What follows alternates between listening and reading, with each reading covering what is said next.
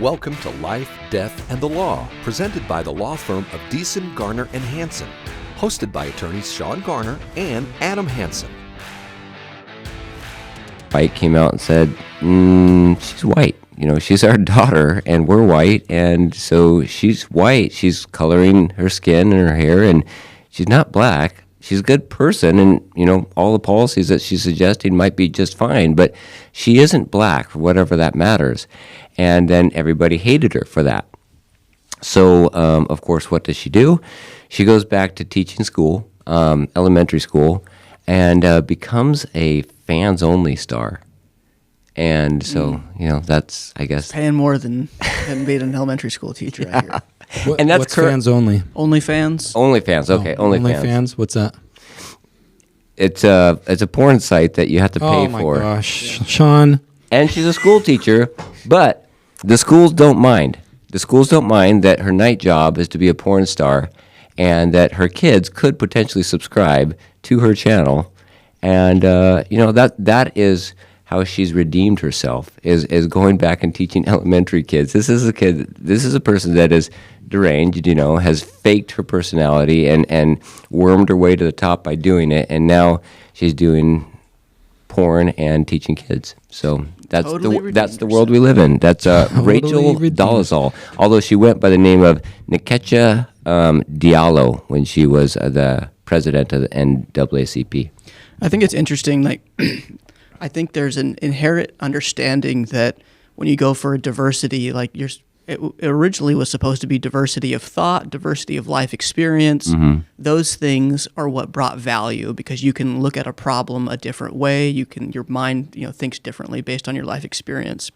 And it's since turned into this superficial diversity is, well, if you look this way, you must have lived this life. Therefore, we can, you know, trust that you're going to bring value to the table. And that in and of itself is a stereotypical thought, that if you're black, you must have grown up this way, or if you're white, you must have grown up this way, and that's your life experience, and we've put people in boxes because of what they look like, and it's become the very evil that they wanted to prevent. Weren't you telling me about some test or study they did recently where individuals were told that they were something? Oh, yeah. What was this that you were telling me? I was hardly listening to you. Yeah, sure. Common trend. Yeah. I'm sure it was important. Yeah. Go ahead and tell us. He's a husband and father of 6. He gets it a lot. Yeah. I'm just fighting for my life. I'm trying to get my opinion across. Can you just pass the mashed potatoes? So there was a study done.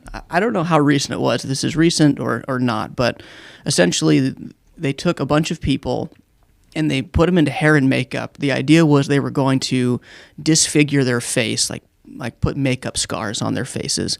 And then they were told the people that had the scars on their faces that they were going to go into a job interview, and they wanted just to see how the interview would go. But what they didn't tell the people that they had previously marred their faces is that they were going to wipe off the makeup before they went to the interview. So the people who were going into the interview thought they had scars on their faces. In reality, they didn't. So they do the job interview, and then they get asked, how did you feel you were treated in the interview? And an overwhelming number of them said that I felt like I was being judged. I can't believe they said something. Like, I could tell that they were referencing the scars on my faces, and in reality, there was nothing there. So the study is meant, I think, to shed light on the perception of victimhood, that if you go into a situation believing that people are looking at you a certain way, you are going to read in to other people's behavior towards you and choose to be a victim. And that's, I think we see that a lot in today's world. So what I hear you to say is this study, the results kind of came out that you manifest what you perceive yourself as. Correct. I've heard that before. My wife is she's a trained elementary school teacher, and when she's going through that training, I think it was when she was going at Arizona State, she learned about when you interact with a child, you have to be very careful not to tell them they are something in a negative sense, like you're an idiot, mm-hmm. because then they start to kind of act that way, you know? I don't know if that's true or not. Again, I probably wasn't listening as much as I should have been. Yeah, I think that's true. At any time, I've seen other studies like that. Like they've done studies where they've told, they do a study in like an inner city where there's a high favorableness of youth to want to be professional athletes, for example. They'll do a study where they'll tell somebody, people who are prone to athleticism excel in this study before they actually do it. And then they'll take the same control group and they'll say people who are academically good test takers will excel in this. And the same type of people with the same test scores perform well if they think that they're supposed to perform well. So people who identify themselves as athletes and were told prior to that athletes should do well on this do well. That's interesting. That's a cool concept. We got to go to a break. This is Life, Death, and Law. We'll be back after this. You're listening to Life, Death, and the Law, presented by Beeson, Garner, and Hansen, the law firm that has been voted Yuma's best 6 years in a row.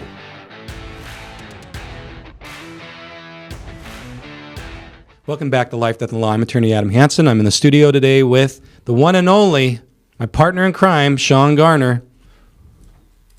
No response? Okay. And we've got Tom Sparks. He's our new addition to the office. We'll see if he works out. He's still on thin ice. And then, of course, Cody doing what he does best. We were talking last segment about the idea of diversity and how it is having in my opinion, negative effect on quality of care, whether that's going to the physician or what other facets of life. Oh, law enforcement, right? Shawn, you've got a really big pet peeve that you constantly tell me about. And I just don't see it as big of a pet, as an issue as you do, because I'm American. And of course, Americans have our own systems of weight and measure because that's what we do. And that's how I have always been raised, is to know that, if you tell me something in meters, I'm like, ugh, tell me in American. Yeah. Tell me, I need to know miles. Well, really, I played football growing up, and so yards is better for me. I can identify with yards, 50 yards, 100 yards. I can throw a football about 300 yards, so I can identify with yards. Pitch this pigskin over the mountain. Over the mountain. Yards is what I like. So don't talk to me in meters. Yeah. I've not currently, but in the last few months, been trying to fly an airplane. And so you go from all sorts of systems of measures. I don't even know what they are anymore. Knots, right? Yeah, knots. You got knots. You got miles per hour. That's a bit outdated. You got different elevations. We measured like the speed of a ship ground using level knots on a rope, and so that's how we should measure airplane travel. Okay. Anyway. That's what I said. Okay, sorry. My instructor said, "You're an idiot." Yep.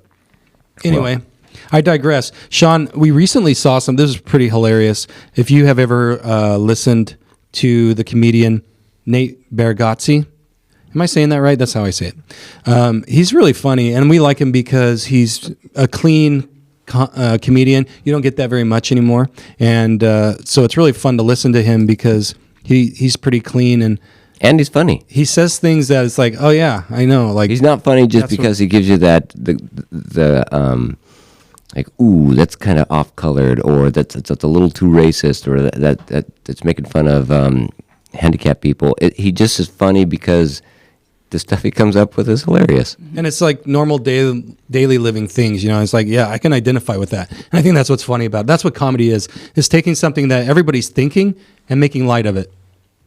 And not being offended. It's just funny. Having said that, he recently hosted Saturday Night Live, and in that particular episode, he did a skit that Shawn just loved. He absolutely loved it. So there'll be a little kicking There'll be a little kicking. in football. You kick the score points. Sometimes 1, sometimes 3. Were you a I love kicker? that. Were you a kicker on your football team? No, I was not a kicker. We had a girl kicker. She good? No, she didn't play. Oh, okay. I don't know why I said that. She rode the bench, but we had a boy kicker who kicked, and then we had a girl kicker. It was back in the day when they were like pushing the limits. Yeah. DEI. Yeah. And look at where they're at now. Yep. You can be whatever you want to be Exact same place, actually. in America. Still have good girl kickers. They're still not very good. Did you have to wrestle a girl ever? No, I didn't. I did, like twice. You can't lose that one either. There's no recovery. Yeah. No. can't You win. win, and it's like, come on. You win and then you Could lose you right after. ease up a little bit, and then you. The court of public opinion will tell you you lose right after you win. Yeah. And that's lose-lose. It's Yeah. like, do I go easy or slam? I don't know. Slam. Slammed. So we talked about weights and measures, Shawn, and your beef with them in the American system. I honestly, I've been thinking about this the last couple weeks. In addition to the Roman Empire, I have been thinking about systems of measure in the American society, and I'm kind of bitter about it. I would have much rather have been on this universal metric system because now I'm just like behind the curve. I don't know what's going on It's a different language. because sometimes I can get a ratchet and I'm like, well, it says metric, but I think it fits pretty good, so I'm going to use it anyway on this standard bolt, you know? Yeah. That's how you strip it, or get stuck. But yeah, so I'm kind of mad at our founders, to be honest. I think that there was, I forgot what decade, there was a big push. We were almost switched to metric. It was in the 80s, and it was 80s. Reagan. Yeah, so I think For all the good that he did, that was a major black spot on his. his administration. Is that right? Well, I I had think- no idea. Yeah. I think- This is news to me. Okay, so I think one of the reasons that it happened, though, is if it would have been just the weights and measures, maybe it would have passed. But at the time, there was a huge like globalization push of America needs to join the rest of the world, the global citizen, Yeah. and the UN. We all need to just have a global society, and that's what he, pushed balked back at, against. It was balked at. symbolic. Yeah. So he's like, well, if it means that we have to keep inches and or not centimeters, but inches and miles and yards to keep our autonomy And our not identity, join- like our Yeah, individual, right. that we're American. We're different. Yeah. Speaking of individuals and different, I've got, you each have 6 kids. Cody, you have 6 pugs. Close enough, yeah. And so they're all different. They all grow up with their own different personalities. And I've got one that is so accident prone that we're constantly, currently his mother is taking him up to Phoenix for rehab for his thumb that he cut so severely that they had to reattach his tendons and nerves. And so he's going there for that. And just yesterday, he devised this plan, and we only know about it because Adam installed a security system at our house that has these high-definition cameras that look into the backyard. And he hitched up the golf cart to our trampoline. And then he started towing it around, and you could see him leaning over to his little 7-year-old brother, like explaining something to him as he's towing this trampoline. And so then he gets out of the golf cart, and he gets onto the trampoline, and then tells his little brother to hit it, and and the trampoline starts ripping around the yard.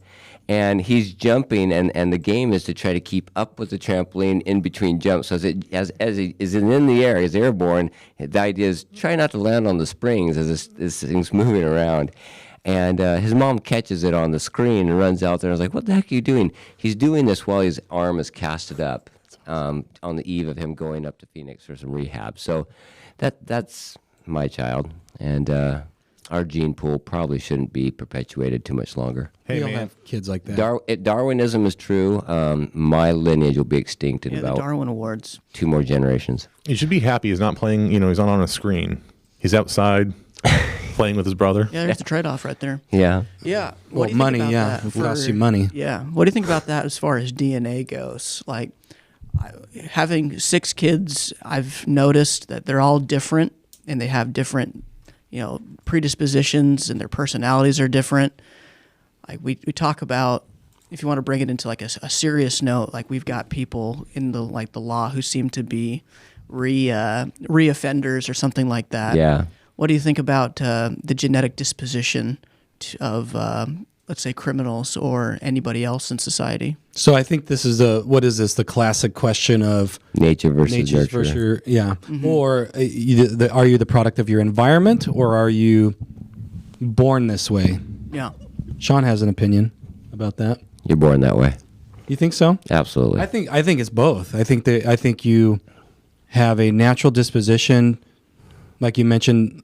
Some of your kids have to do this, that, or the other, but I think the environment plays a role as well. I think those kids and even us, we all have issues, mostly deriving from the way our environment was when we grew up.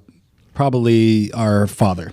I think it all goes. Personally, I think it's all daddy issues for all of us. And a lot of times when I say that as a kind of like a joke, I kind of mean it too. I think we all have daddy issues in some way or another, and that tends to form us as to who we are. I'm not a psychologist. I don't know, but from the observations I've seen in my life, that's what I've come to kind of conclude is that. So what's a daddy issue for you?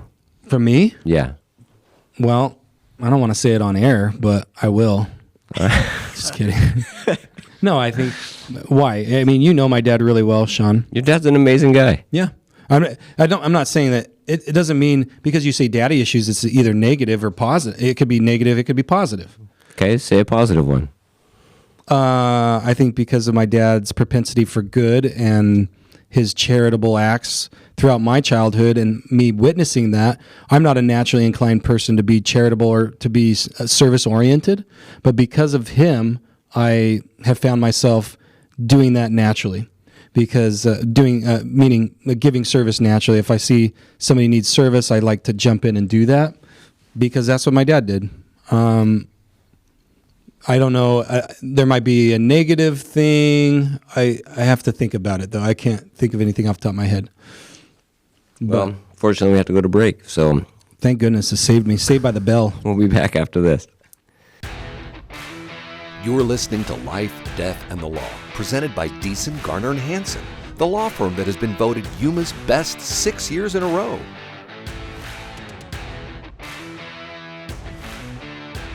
Welcome back to Life, Death, and the Law. I'm attorney Adam Hansen. I've got Shawn Garner with me, and we got Tom Sparks, our new addition to the office. We got Cody as well, Cody Beeson. And these last couple segments, we've been talking about different issues, one of which was I brought up this case. I don't remember what it was, where it came out of, but this was years ago. When we went to law school, you have to study certain cases of that have formed criminal law in our society, one of which was a really nasty case about dog violence. And in this case, I want to say, I think they were pit bulls, but they ended up killing a little child, ripping him to shreds at a bus stop one day. And so the question became before the court, like, is this a higher, the owner of those, it was 3 dogs, and they were acting as kind of like a pack mentality at this point. The owner was a breeder of these dogs, and she had notice or knowledge that they were like roaming the neighborhood. They would constantly get out of her yard, and she really didn't care. And the neighbors would tell her about it, and she's like, oh, laugh it off or whatever. And they also had exhibited some really volatile and violent behavior over the course of their, getting out and just like roaming the neighborhood as a pack. They were acting as a pack. Well, one day, these little boys were waiting for the bus at a bus stop, and the bus driver could see in the rearview mirror these dogs just kind of going to town with what he thought was a doll and ended up being a kid. So now the question becomes before the court, is this lady liable for murder? Absolutely. And so in that case, the reason I'm bringing this up is because that case. No, Cody thinks absolutely. Yeah. Just like if you left a pistol on the counter and the kid picked it up. Okay. Same thing. And I'm not saying this to get into whether it's right or wrong. What I'm saying is what the court had decided in that, and it's still law today in all jurisdictions, is that there are certain breeds of dog that if they even bite once, it's what we call strict liability under the law. That breed is known to be violent, and because of that, now if it acts out once against somebody, then the law treats that as a mandatory guilt. So that's what strict... Yeah, there's no more decision as to whether or not there's liability. The only decision is how much liability. Right. So we call that strict liability. All states have this law. And so one of those breeds is pit bull. And so, Thomas, you were asking the question, does this equate to, like, in the previous segment we were talking about this idea of nature versus nurture. Who knows? Like we're not psychologists, and I don't even know if a psychologist could tell you that. There's all sorts of theories, but does this work? Does it translate from violent dog breeds to humans? Are some humans naturally come with a propensity to do evil or do bad acts? What do you think? I think it's the same thing. Like, I think you have some people who are prone to behavior. It could be overcome with nurturing if it's caught early enough, but left on its own and left unchecked, I don't think it would be. And then if it left unchecked long enough, perhaps nurturing couldn't overcome it any longer.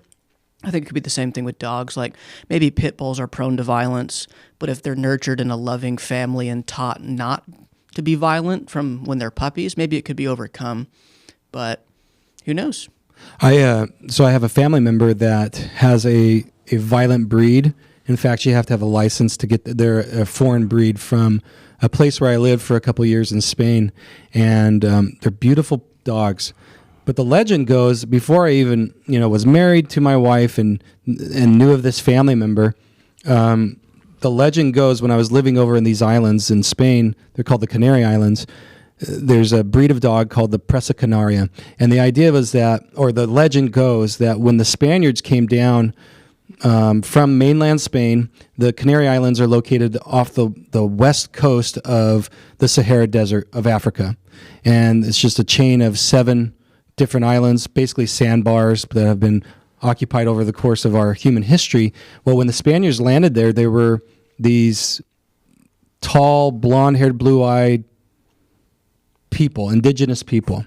And the Spaniards came with cannons and, guns, muskets, and things like that. So they pretty much easily conquered these indigenous people that were on the islands at the time. However, these indigenous people did put up a fight, and they had this specific breed of dog with them, and it did a number on the Spaniards when they're trying to go through this war. So that is the historical take on it. I don't know how accurate it is, but that is the legend. And so this dog breed still exists there. Well, my family, fast forward, now I'm married, and one of my family members has one of these, but they've had it since it was born. And so you go to their house, and when we're having dinner and the kids are around, it's like a big horse. And What breed is it? It's called a Presa Canaria.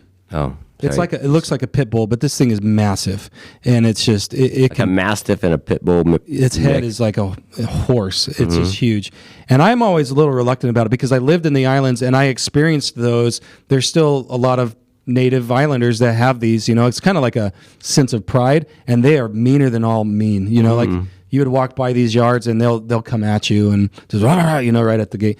And so I'm a little apprehensive around them. And even this particular dog, I'm like, I know what it can do. I've seen it. And my kids are like riding it like a horse and like playing around. I mean, when it walks by you, like its tail, I don't know if it's cognizant of its tail, but it's like whipping people. It's like, and it'll move you. And if it wants to go somewhere and you're in its way, it just like pushes you out of the way. It's like bump, and it is heavy and it can do some damage. Yeah. So I'm always reluctant about it, but to go to your point, Tom, it has been brought up since it was a little puppy, and it's the sweetest thing now, but I'm always on edge, like around it. I know that it can flip, and I don't know if it will flip in 1 second. But if it did, the damage that it caused would be we've heard those stories catastrophic. Where lovely family dog never did anything, and then all of a sudden was extremely violent, turned on its owner one time. Yeah, and it can only be for a split second too. It only takes 1 split second, and the damage is done. For example, we had a dog. It was an Australian cattle dog, and loved this dog. We brought it up from a puppy. Very, very good with kids. It was always suspicious. Not me though. He hated with me. you, exactly. With guys that would come in the backyard, not with ladies, but with guys. And you get that anytime you adopt a dog and a guy comes around and the dog growls, you're like, oh, that dog must have been abused by a guy. But I think most dogs just don't like guys. I don't know what it is. They smell the testosterone. Maybe there's a little competition that's going on here, or they just have this sixth sense that they know that guys are more prone to violence. I don't know what it is. Anyway, that's sexist. Yes, it is. But probably true. And, yeah. So they would protect my kids like crazy. All the neighborhood kids get along with really well. Never had an issue with biting the kids. My 6-year-old son was playing fetch with it, and it loved to play fetch. I mean, the ball was thrown. Nothing was going to stay in its way of getting that ball. Except this time, my 6-year-old thought it was a great idea to throw the ball and then grab the dog around the neck to try to prevent it from getting the ball. And so instinctively, the dog reared back and bit my son. And he bit him just like a big chomp right in the face, split his eyelid open, split his lip in half, and so caused a lot of damage. And I mean, that happened in a split second. And so what do? We can't keep a dog around that has that capability. And because there might be other neighborhood kids that grab the dog around the neck when the ball gets thrown. So, we took it to a farm, and I'm going to stop there. But The farm. Oh, like with Daisy? Huh? He's hanging out with Daisy now? Yeah, yeah, exactly. Okay. He's happy. He's chasing bones forever. So this dog we raised right. He was a very good dog. We taught him his manners. We taught him right and wrong and not to discriminate. But he still had that propensity.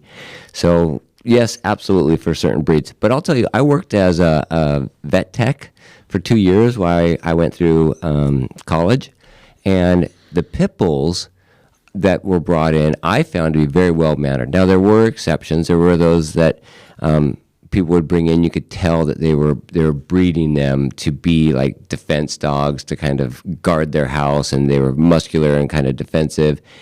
All pit bulls have this natural muscularity. They got this huge jaw and these big shoulder muscles. But as far as being able to predict what they were going to do, they're a very predictable dog. And I think that's what differentiates something that is dangerous to something that's not. Not only is the ability of the animal to create harm, but whether or not you can predict it. Chows, I couldn't predict those. Like one day, like one moment, they would be totally fine, just sitting there, nothing, and I'm petting it, and then just bite my hand. I'm like, where'd that come from? Dalmatians are painted as these wonderful dogs that run around in fire trucks and help save children. Those dogs will bite for no reason whatsoever. And so we get this mentality in our society, and then it gets perpetuated about certain dogs being bad, but I think certain people are attracted to certain types of breeds, and those are bad people, and then the breeds take on just the habits or what they're trained by their owners to do, and unfortunately, I think that's the case with pit bulls. What about humans? I mean, yeah, and I do you think that is the case with humans. That translates to humanity in the sense of, you mentioned these owners of a particular breed might not be a good mix because these owners are doing things or creating this environment for that particular type of breed that has an inclination to violence, and because of the way they're being trained or taught, or not, the negligence of not training them in the right way, that breed might act out in a way that is harmful. Do you think that translates to humanity? Well, let's to have take children and a very obvious and contemporaneous look at what's going on right now in the Middle East. Okay, you've got the Palestinians, and there is no lack of evidence for their hatred of the Jewish people. They're just outright hatred for the Jewish people. They're clamoring for the total destruction and annihilation of the Jewish nation. And that is not, they were not born that way. Okay, they were indoctrinated. And that's their parents telling them that Jews are their arch enemies and will be and have been forever and ever. So that's my quick answer to that question. We're running out of time here, but where I was going with this was our modern prison system. I don't have a lot of experience with it, Shawn, but you do. You did like the ministry thing for our church to the prison for a course of years. So you would have to go on Sundays, and you would check in, go through the metal detector at the local prison here, and you would have a meeting with a religious meeting where you talk to some of these inmates. In your opinion, is it possible to rehabilitate an individual that has caused harm or done something wrong in our society, to the extent that they got caught, were convicted, and now sent to prison? Or is our prison system, and this is a conversation for another day too, but is it lacking in the sense of rehabilitation? Okay, so that's two questions. One is, can humans be rehabilitated from doing bad things, drug addiction, stealing, raping, murdering, things like that, and learn a correct course of abiding in society so they can be productive members? Absolutely. In fact, there's this wonderful quote that is reiterated by Thomas S. Monson, who is the president of the church that we attend, the Church of Jesus Christ of Latter-day Saints. And he was having a conversation with a warden, and he was doing the same thing that I was doing. He was doing prison ministries. He was going there, and he was teaching inmates. And the warden, as he was leaving one day, says, "What are you doing? You're wasting your time." He goes, "Haven't you learned tigers never change their stripes?" And President Monson replied, "Well, that may be so, but I don't work with tigers. I work with men, and they change every day." That's pretty awesome. That's a good quote. And that's a good way to end it. So I agree with you. I think we have, as humans, we've been talking a lot about canines today, but talking about humans, I think, or humanity, we come predisposed with the power to change, no matter what circumstances we come out of. And I think that's the American dream, is we have the ability to be whatever we want. And we have the tools to do that in our system of government. And I agree with you, Shawn, that humanity is beautiful, and we should give people a chance. We got to go. This is Life, Death, and the Law. We'll be back next week. If you have questions or want to know more about something that was discussed today, please call the law firm of Beeson, Garner, and Hansen at 928-783-4575 or visit yumaestateplanning.com.